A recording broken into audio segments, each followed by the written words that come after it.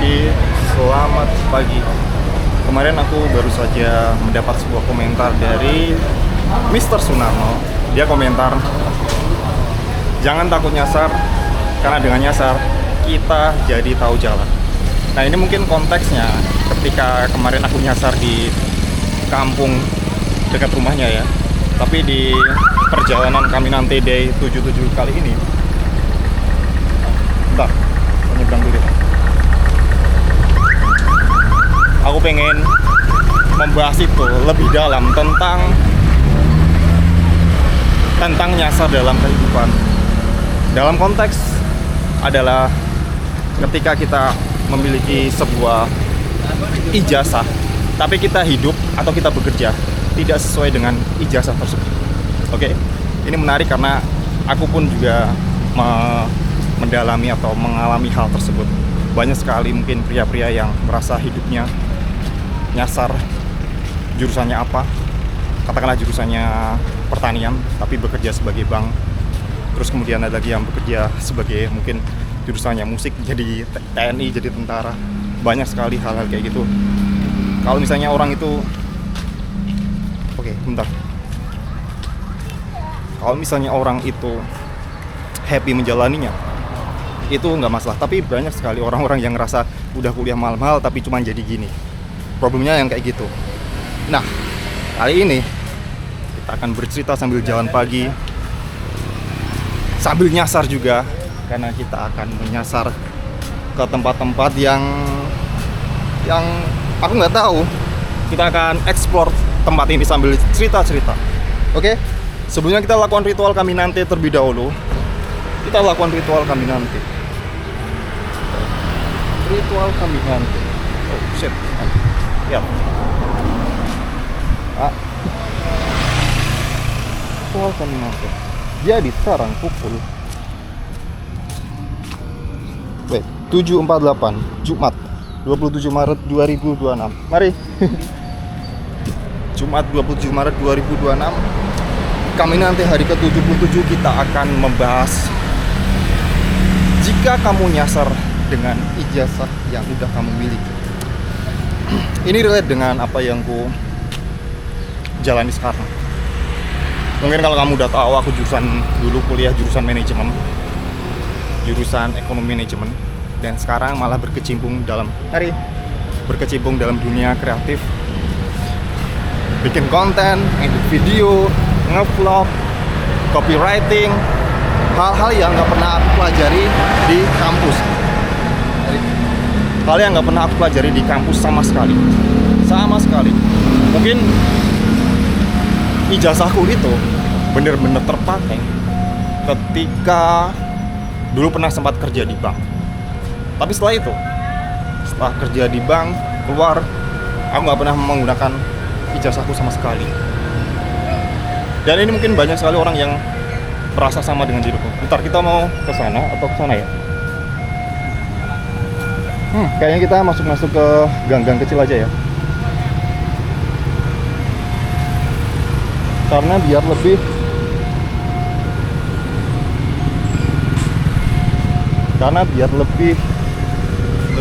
tenang. Mari Pak. Karena biar lebih tenang, biar lebih biar lebih kerasa nyasarnya. Oke? Biar lebih kerasa nyasarnya, kita masuk ke gang-gang kecil kayak gini.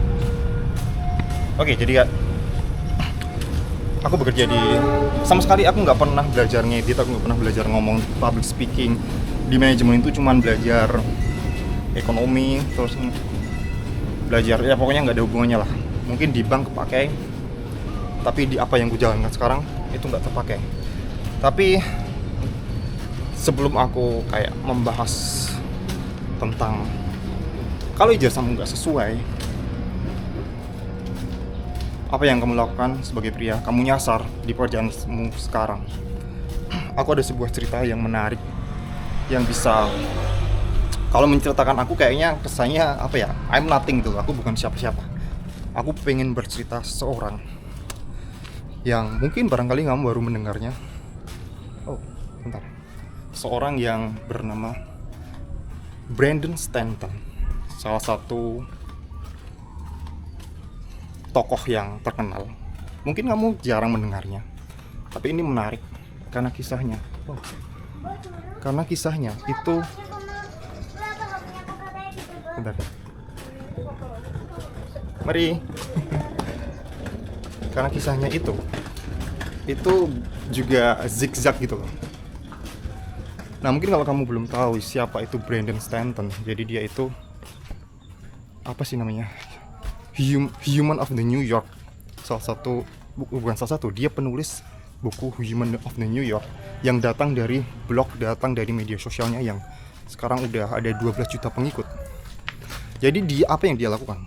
Dia memotret 10.000 orang yang ada di New York, dan dia mewawancarai orang tersebut. Dan ini aku pengen ceritakan tentang Brandon Stanton ini karena ini relate dengan apa yang ku jalani sekarang. Kayak yang ku lakukan adalah sekarang jalan kaki sambil kadang ngobrol random dengan orang yang kutemui. Tiap hari aku bertemu dengan orang baru lewat gang-gang kecil kayak gini. Enggak ding, ini baru pertama aku juga lewat gang-gang kecil kayak gini ya. Terus ya ini sesuai. Nah, jalan cerita si Brandon Stanton ini cukup menarik. Dia sempat mengalami nyasar dalam hidupnya, dan kita sekarang nyasar juga. Ini nggak tahu aku baliknya gimana nanti. Wow, pepaya.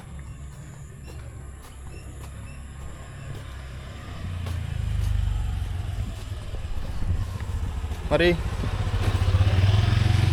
Terus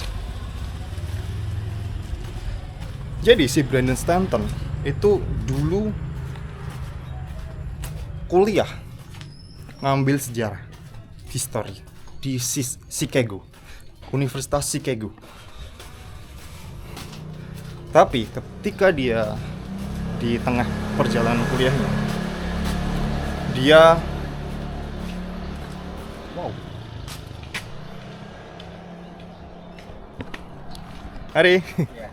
di tengah perjalanan kuliahnya dia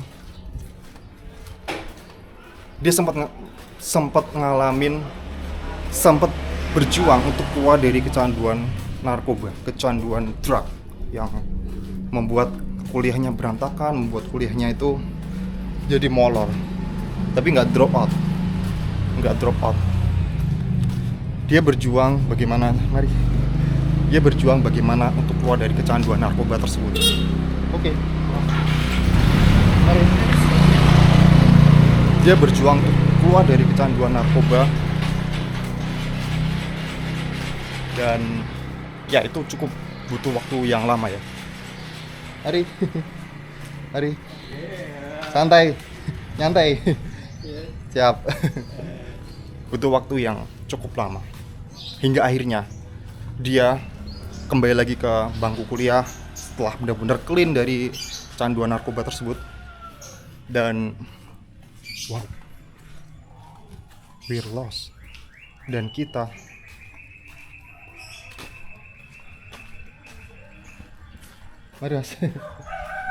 dan dia balik lagi ke kampusnya sampai tamat. Tapi di situ dia ngerasa udah kayak merasa telat. Nah, ini relate banget ya. Di umur usia 26, dia merasa telat karena kuliahnya kan moloran. Teman-temannya udah settle, udah di pekerjaan yang mapan, tapi dia baru mencari-cari. Mari Pak, monggo Pak. Iya, monggo Mas. Iya. Mari. Mari Mas. Ya. Terus dia mencari pekerjaan yang sifatnya itu cepat. Dia pengen kayak menyamai. Dia ada orang yang ambisius. Ini masih sangat relate dengan yang ku bahas kemarin. Pria ambisius yang merasa karirnya telat. Sehingga apa yang dia kejar adalah dia mencari pekerjaan di sektor finansial. Dia jadi bond trader. Aku nggak tahu bond trader itu apa ya. Pokoknya di sektor finansial lah. Nah, di situ dia benar-benar memang karirnya jadi oke. Jadi banyak memiliki income yang cukup lah di usia segitu. Tapi itu tidak sesuai dengan apa ya? Mari Mbah. Mari. Moga. Jalan-jalan. Lawan 65 ya. 65 Bapak. Jogja nggih. Oh dari Jogja. Dulu tentara. Jogja yang mana? Oh dulu Bapak tentara.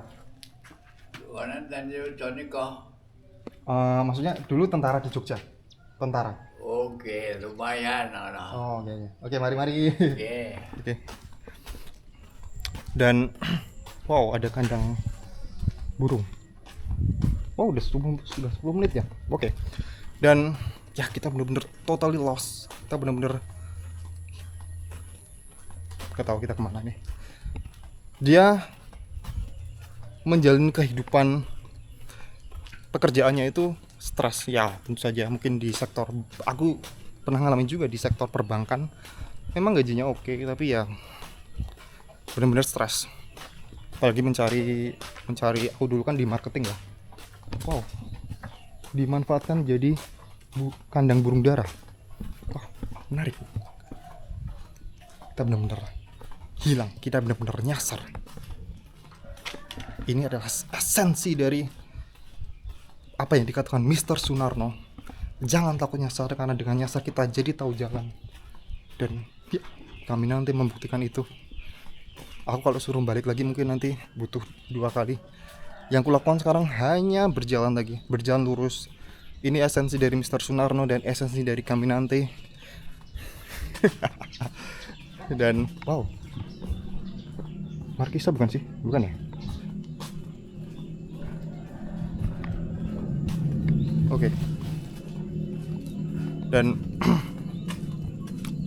tadi sampai mana sih? Oh, dia stres di pekerjaannya. Dan di tengah-tengah stresnya itu dia mulai iseng-iseng ngulik fotografi. Tapi cuman hobi doang. Tapi memang udah mulai iseng ngulik fotografi. Sampai akhirnya karena situasi ekonomi pada tahun 2010. Pada tahun 2010 kita tahu itu krisis ekonomi global. Akhirnya dia kena layoff. Dia jadi pengangguran.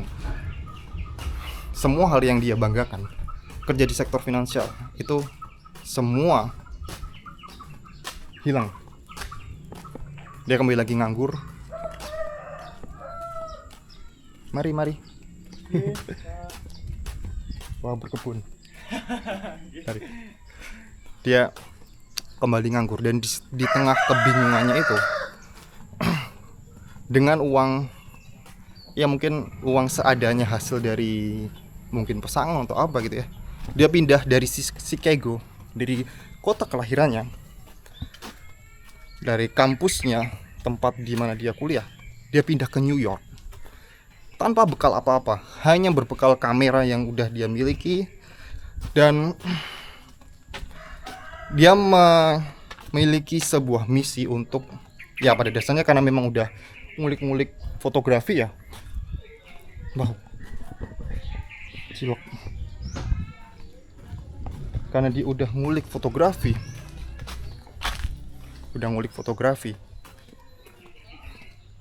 Dia memutuskan untuk memotret 10.000 orang sebagai targetnya. Dia nggak tahu sebenarnya mau ngapain. Dia hanya ingin melanjutkan hidup sesuai dengan yang dia sukai. Mungkin dari dia awalnya hobi ngulik fotografi, dia berpikir, wah aku kayaknya pengen jadi fotografi aja lah gitu ya. Sesuatu yang benar-benar dia tuh tidak dia pelajari. Dia bukan sekolah fotografi, dia tidak sekolah fotografi. Wow, kita kemana? Kesana aja ya. We're literally lost. Dia tidak kuliah fotografi, tidak pernah belajar, tapi dia punya target untuk memotret 10 orang di New York. 10.000 orang, sorry. Wow. Memotret 10.000 orang di New York. Kita akan ikuti rel kereta itu sampai kita kembali ke stasiun lagi. Itu adalah langkah yang masuk akal kalau kita tersesat. Mari Mbak, nyantai. Oh iya. Terus Awalnya dia motret-motret biasa. Ya kayak fotografi lah. Sampai akhirnya dia bertemu dengan aku lupa namanya siapa. Pokoknya dia Stefani siapa gitu ya. Aku belum membaca lebih detail lagi ya. Pokoknya dia adalah seorang nenek-nenek yang memiliki sebuah cerita di New York tentang mafia New York. Cerita kelam tentang mafia di New York. Oke. Awalnya dia foto-foto, kemudian dia ngajak ngobrol, dia rekam cerita tentang nenek tersebut, tentang cerita kelam mafia dari sudut pandang nenek tersebut. Stefani siapa? Anggap aja Stefani. Videonya viral. Banyak sekali kayak orang-orang yang komentar, kenapa ya cerita ini belum diangkat jadi Netflix. Dan awalnya berawal dari 76 likes di sosial media. Si Brandon Stanton tadi itu memutuskan untuk memotret orang-orang di New York sambil mendengarkan ceritanya, sambil menangkap ceritanya. Dan bayangin, dari 10.000 orang itu banyak sekali cerita-cerita yang menarik dari orang-orang. Seperti Stefani cerita kelam tadi, mungkin cerita tentang kegagalan, kebangkrutan yang tidak pernah didengarkan. Jadi, apa yang dilakukan oleh Brandon Stanton itu bukanlah sesuatu yang hanya fotografi aja. Bukan hanya fotografi saja. Tapi dia menangkap cerita dari orang yang difoto, menangkap cerita, menangkap pengalaman. Wow, ada kereta.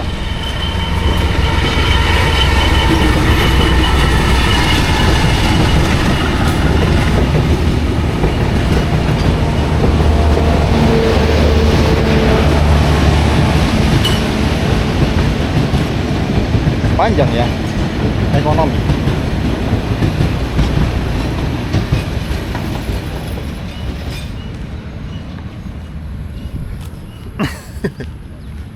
Bentar, kenapa aku ketawa ya? Jadi dia membedakan dirinya dengan halo. Oh, balik lagi ya? Jadi dia membedakan dirinya dengan fotografer lainnya yang mungkin hanya memotret orang objek, itu sebagai objek, bukan mendengarkan ceritanya. Dan itulah penyebab dia menjadi seorang yang viral. Story of the New York, Human of the New York, yang memiliki 12 juta pengikut. Mari Mbah. Nyantai. Iya, ini baru selesai. Dalamnya, mriki. Udah pulang semua anaknya? Belum. Enggak pulang. Oh, enggak pulang. Pinter anaknya? Tahun ini enggak pulang. Oh, dari mana? Jakarta? Depok. Oh, Depok ya. Iya. Oh, sami-sami. Oke. Ada yang pulang, ada yang enggak pulang. Ya mungkin ada pekerjaan yang kemarin aku bilang ya di perjalananku KMNT D76 kemarin. Beberapa mungkin ada pekerja yang double shift, nggak bisa pulang. Jadi pentingnya respect terhadap orang-orang yang tidak memiliki privilege untuk pulang kampung. Wow, lihat rumahnya. Apakah kamu ingin punya rumah seperti ini? Apakah kamu ingin punya rumah seperti ini? Kalau aku, kayaknya pengen. Oh, produsen gula Srikaya. Oh, ini rumah produsen. Oh, ada. Oke.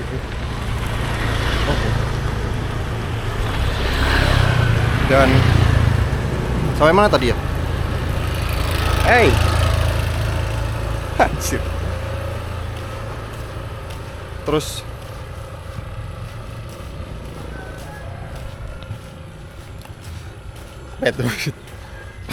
jadi si Brandon Stanton itu menciptakan sebuah specific knowledge yang tidak dipelajari di kampusnya, tidak dipelajari di jurusan kuliahnya. Mari.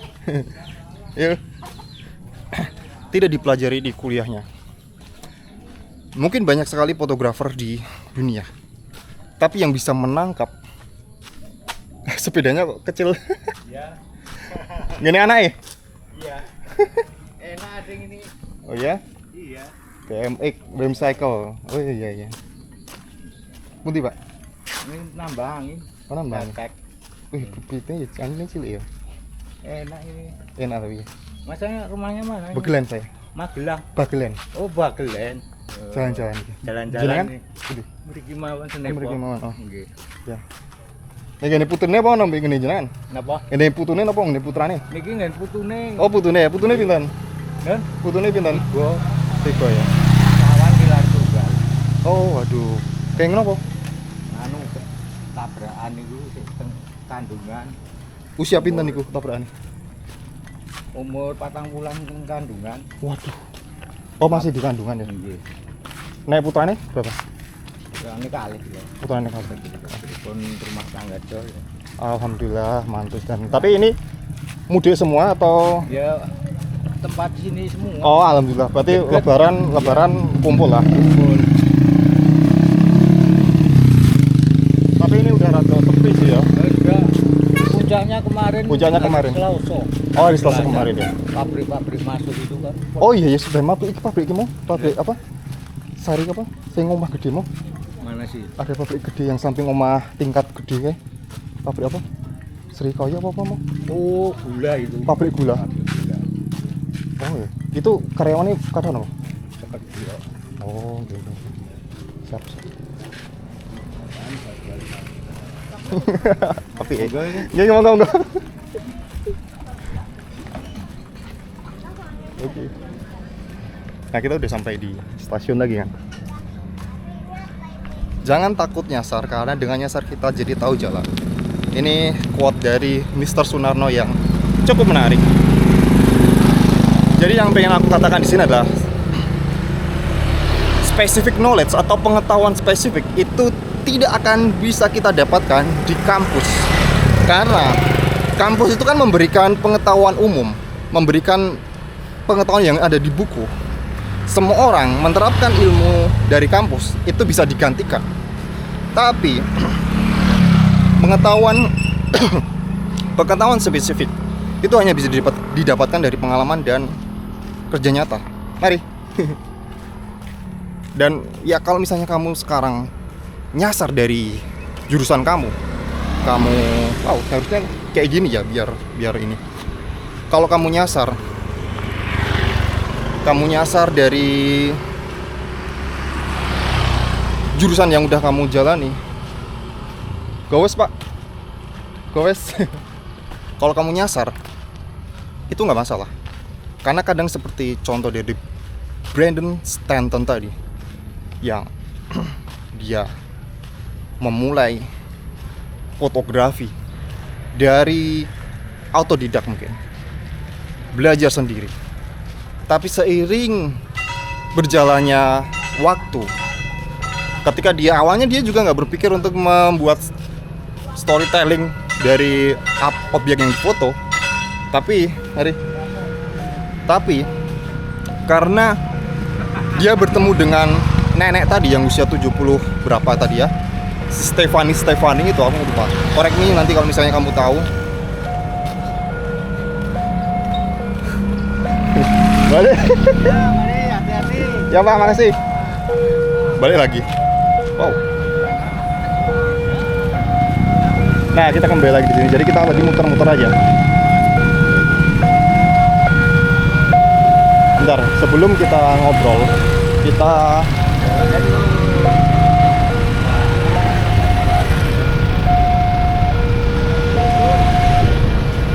Oke.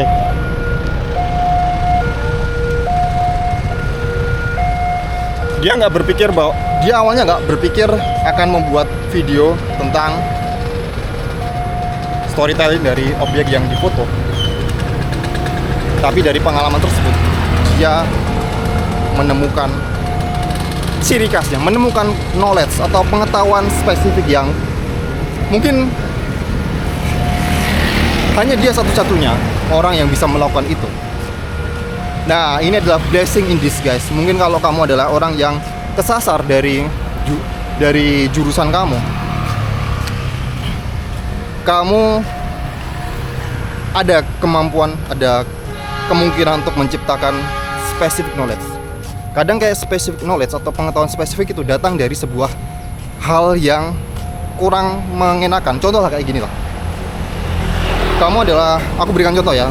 Kamu seorang arsitek, jago desain, tapi di tengah project kamu ngalamin sebuah vendor yang telat bayar. Dan kamu belajar bagaimana menghandle agar proyek itu berjalan dengan lancar.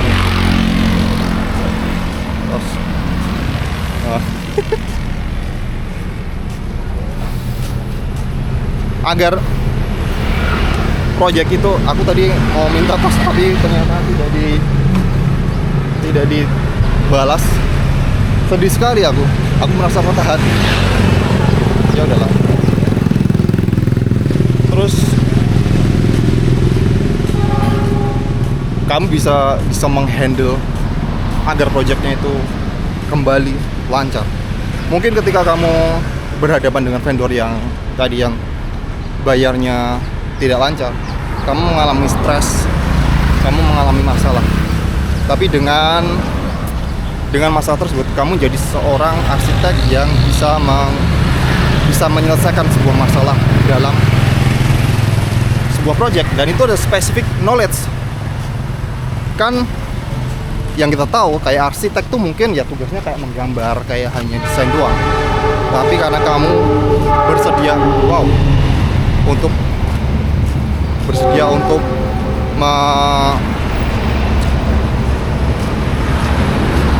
untuk banyak distraksi. Bersedia untuk menyelesaikan masalah tersebut, kamu jadi kamu memiliki specific knowledge. Dan apalagi ya, banyak lah pokoknya. Nah, seperti yang aku alami sekarang. Awalnya aku juga tidak. Aku pengen ngevlog,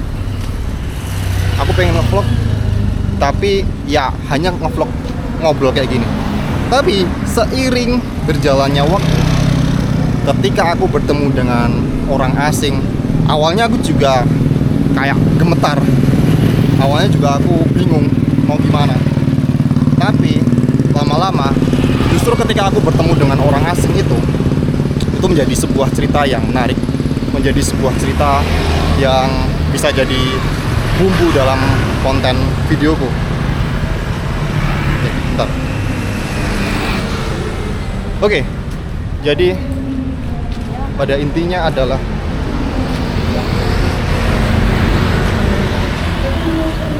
benar. Pada intinya adalah kalau kamu merasa nyasar, merasa nggak sesuai dengan jurusan, jangan merasa putus asa, jangan merasa kecewa. Justru dengan kamu bisa memiliki sebuah general knowledge dari kampus yang bisa dihubungkan dengan specific knowledge yang kamu jalani sebagai sekarang, experience yang kamu miliki sekarang, itu menjadi keunggulan bagi dirimu. Kamu keluar dari marketplace, kamu keluar dan kamu bisa stand out dari, mungkin katakanlah kamu adalah orang yang aku bilang tadi, kamu jurusan ekonomi, tapi kemudian kamu berkecimpung dalam dunia musik. Itu sebuah specific knowledge, karena ketika ekonomi dan musik itu kamu memiliki sebuah pemahaman antara ekonomi dan bagaimana menjadi seorang pelaku musik. Gak banyak orang yang melakukan itu, dan itu ada sebuah blessing in disguise. Oke? Karena udah sampai di sini, kita sudahi Caminante Day 77. Kita bertemu lagi di Caminante Day 78. Oke? See you.